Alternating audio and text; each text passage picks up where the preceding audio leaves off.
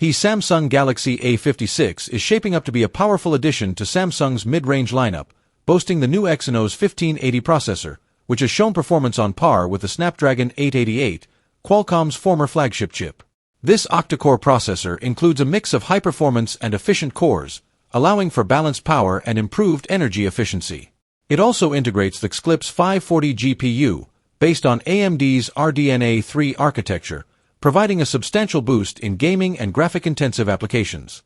Leaks indicate the Galaxy A56 will come with 8 GB of RAM and run on Android 15 with Samsung's One UI 7.0 out of the box, ensuring up-to-date software and smooth multitasking.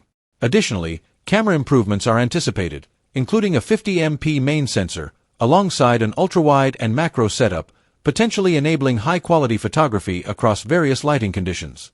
Expected to be released globally in early 2025, the A56 aims to retain premium features like IP67 water resistance and a 120Hz OLED display, making it a solid mid-range option with flagship-like performance.